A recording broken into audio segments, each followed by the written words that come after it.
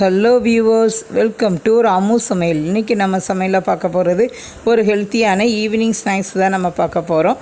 பச்சை பட்டாணி பக்கோடா. இங்கே பாருங்கள் ஃப்ரெண்ட்ஸ், இன்றைக்கி நான் பச்சை பட்டாணி தான் எடுத்திருக்கேன். இங்கே பாருங்கள், இப்போ சீசன் பச்சை பட்டாணி நமக்கு ஃப்ரெஷ்ஷாகவே கிடைக்கும். அதனால் இது மாதிரி வாங்கி வச்சுக்கோங்க. இதை இப்போ நான் மிக்ஸி ஜாரில் போட்டு அப்படி 1-2 ஒரு சுற்று விட்டு எடுத்துகிட்டு வந்துடலாம். எப்போதுமே நம்ம பச்சை பட்டாணி வாங்கினா ஒரு குருமா வைப்போம், இந்த மாதிரி ஒரு புலாவ் மாதிரி தான் ரெடி பண்ணுவோம். இன்றைக்கி கொஞ்சம் டிஃப்ரெண்ட்டாக இந்த பச்சை பட்டாணி வச்சு ஒரு பக்கோடா தான் நம்ம ரெடி பண்ண போகிறோம்.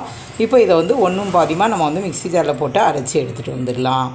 நான் தண்ணி எதுவுமே ஊற்றாமல் அப்படியே ஒரு 2 சுற்று விட்டு எடுத்துகிட்டு வந்திருக்கேன். இந்த மாதிரி கொஞ்சம் கோர்ஸாகவே இருக்கட்டும், ரொம்ப ஃபைனாக இருக்கணும்னு அவசியம் இல்லை ஃப்ரெண்ட்ஸ். இப்போ இதை மிக்ஸ் பண்ணுறதுக்கு ஒரு மிக்சிங் பவுல் எடுத்துக்கலாம். இப்போ இதில் நான் ஒரு பல்லாரி ஒரு பல்லாரி எடுத்திருக்கேன். நல்லா ஸ்லைஸ் பண்ணி எடுத்துக்கோங்க. இந்த மாதிரி நல்லா நீளமாக கட் பண்ணி வச்சுக்கோங்க, அப்படின்னா தான் நல்லாயிருக்கும். இப்போ இதில் பார்த்திங்கன்னா நான் ஒரு 5 பூண்டு பல் எடுத்து நல்லா 1-2 நான் தட்டி எடுத்துகிட்டு வந்திருக்கேன். தட்டிட்டு போடும்போது அதனோடய ஃப்ளேவர் இன்னும் கொஞ்சம் ரொம்ப நல்லாயிருக்கும். இப்போ இதை ரெண்டையுமே ஃபஸ்ட்டு நல்லா கலந்து விட்டுருங்க. தேவைப்பட்டால் இன்னும் கொஞ்சம் கூட நீங்கள் ஆனியன் ஆட் பண்ணிக்கலாம். நான் இன்றைக்கி எல்லாமே குறைவான அளவு தான் நான் செய்தேன்.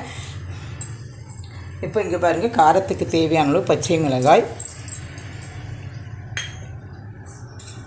இப்போ நான் ஒரு 1/4 டீஸ்பூன் சோம்பு எடுத்து வச்சுருக்கேன். இங்கே பாருங்கள், இதையும் இதில் ஆட் பண்ணிடலாம். ஆட் பண்ணிவிட்டு இப்போ ஒரு 1/4 டீஸ்பூன் பெருங்காயத்தூள் எடுத்து வச்சுருக்கேன். இதையும் இதில் ஆட் பண்ணிடலாம். ஆட் பண்ணிவிட்டு நான் இதில் கொஞ்சமாக புதினா இலைகளும் கருவேப்பிலையும் ரெண்டுமே சேர்த்து எடுத்திருக்கேன். இதையும் இதில் ஆட் பண்ணிடலாம். ஆட் பண்ணிவிட்டு இப்போ இந்த ரெசிபிக்கு தேவையான உப்பு எடுத்து வச்சுருக்கேன். ஒரு 1/4 டீஸ்பூன் அளவுக்கு உப்பு எடுத்திருக்கேன். இதையும் இதில் ஆட் பண்ணிடலாம். ஆட் பண்ணிவிட்டு இப்போ இதை ஃபஸ்ட்டு நல்லா கலந்து விட்டுறணும். இந்த வெங்காயம் மட்டும் நல்லா இதழாக இருக்கிற மாதிரி பார்த்துக்கோங்க. இங்கே பாருங்கள், இப்போ இது மாதிரி நல்லா உதிரியாக வர மாதிரி நல்லா மிக்ஸ் பண்ணிக்கோங்க. நம்ம இப்படி ஃபஸ்ட்டே உப்பு போட்டு வெங்காயத்தை மிக்ஸ் பண்ணி வச்சா தான் நம்ம தண்ணி விடணுமா இல்லையா நமக்கு தெரியும். அதனால தான் இதை ஃபஸ்ட்டு நம்ம செஞ்சு வச்சிடணும். பாருங்கள், இப்போ இதில் அரைச்சி வச்சுருந்த இந்த பட்டாணி இதில் ஆட் பண்ணிடலாம். ஆட் பண்ணிவிட்டு இப்போ இதில் கொஞ்சமாக நான் ஒரு 2 டேபிள் ஸ்பூன் அளவுக்கு கடலை மாவு எடுத்திருக்கேன். இதையும் இதில் ஆட் பண்ணிடலாம். ஆட் பண்ணிவிட்டு இதில் ஒரு 1 டேபிள் ஸ்பூன் அளவுக்கு அரிசி மாவு எடுத்திருக்கேன். இதையும் இதில் ஆட் பண்ணிடலாம். நான் இப்போ இதில் வத்தப்பொடி எதுவுமே ஆட் பண்ணலை. நம்ம அந்த காரத்துக்கு ஜஸ்ட் அந்த பச்சை மிளகாய் மட்டும்தான் போட்டிருக்கோம். நீங்கள் தேவைப்பட்டதுன்னா உங்களுக்கு வத்தப்பொடி கூட ஆட் பண்ணிக்கோங்க. இங்கே பாருங்கள், இப்போ இது எல்லாத்தையும் நல்லா கலந்து விட்டுருவோம்.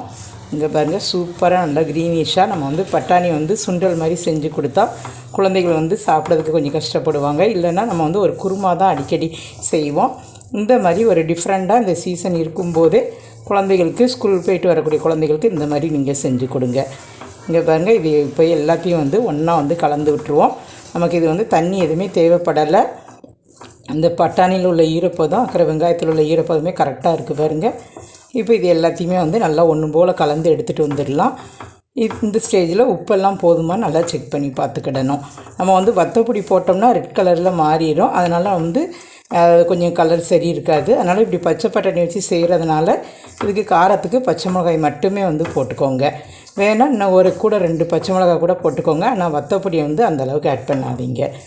இங்கே பாருங்கள், தண்ணி இல்லாமல் நம்ம கரெக்டாக மிக்ஸ் பண்ணியாச்சு. பார்த்திங்களா, தண்ணி எதுவுமே ஆட் பண்ணலை. இப்போ ஸ்டவ் ஆன் பண்ணி ஒரு கடாயில் நான் எண்ணெயை சூடுபடுத்தியிருக்கேன். கொஞ்சம் மீடியமான ஃப்ளேம்லேயே வச்சுக்கோங்க. ரொம்ப லோ ஃப்ளேமில் வச்சுட்டிங்கன்னா எண்ணெய் குடிச்சிடும். இப்போ இதை நம்ம கொஞ்சம் கையை தண்ணியில் நனைச்சிட்டு இதை கொஞ்சம் கொஞ்சமாக எடுத்து நம்ம பக்கோடா மாதிரி நம்ம போட்டு எடுக்கலாம். இதே மாதிரி நீங்கள் வெங்காயத்தை நல்லா பொடிசாக கட் பண்ணி ஒரு மசால் வடை மாதிரியும் செய்யலாம். அது உங்களோட விருப்பத்துக்கு தந்தாலும் நீங்கள் செஞ்சுக்கோங்க. ஆனால் நான் இப்படி செஞ்சால் குழந்தைகள் இன்னும் கொஞ்சம் லைக் பண்ணி சாப்பிடுவாங்க. ஒரு பச்சை பட்டாணியில் பக்கோடாவா அப்படின்னு ரொம்ப டிஃப்ரெண்ட்டாக இருக்கும். அதனால் கண்டிப்பாக நீங்களும் ட்ரை பண்ணி பாருங்கள். இந்த சீசன் இருக்கும்போது தான் இந்த மாதிரி ஒரு சில ஸ்நாக்ஸ் எல்லாம் நம்ம செஞ்சு சாப்பிட முடியும். இது நம்ம பட்டாணியை வாங்கி ஊற வைக்க தேவையே இல்லை. அப்படியே வாங்கி அப்படி உடனே நம்ம செஞ்சிடலாம். பார்த்திங்களா, அதனால் ரொம்ப ஈஸியாகவும் இருக்கும். ஒரு டீ போடுற நேரத்தில் ஒரு 10 நிமிஷத்தில் இதை செஞ்சிடலாம். ஃப்ரெண்ட்ஸ், இப்போ எல்லா பக்கமும் நல்லா திருப்பி விட்டு நல்லா கோல்டன் ப்ரௌன் அளவுக்கு நம்ம ஃப்ரை பண்ணி எடுத்தாச்சு. இங்கே பாருங்கள், ரொம்ப சூப்பராக இருக்குது பாருங்கள். இது இன்னும் கொஞ்சம் உதிரியாக வேணும்னாலும் நீங்கள் இன்னும் கொஞ்சம் சின்ன சின்ன பீஸாக கூட நீங்கள் ஆட் பண்ணிக்கோங்க. இப்போ இதை ஒரு பிளேட்டுக்கு ட்ரான்ஸ்ஃபர் பண்ணிடலாம். வியூவர்ஸ், இந்த ரெசிபியை நீங்கள் ரொம்ப என்ஜாய் பண்ணியிருப்பீங்கன்னு நினைக்கிறேன். உங்களுக்கு இந்த வீடியோ பிடிச்சிருக்குன்னா லைக் பண்ணுங்கள், ஷேர் பண்ணுங்கள். மறக்காமல் ராமு சமையலுக்கு சப்ஸ்கிரைப் பண்ணிவிட்டு பக்கத்தில் இருக்க பெல் ஐக்கானை கிளிக் பண்ணிடுங்க. Okay viewers, thank you.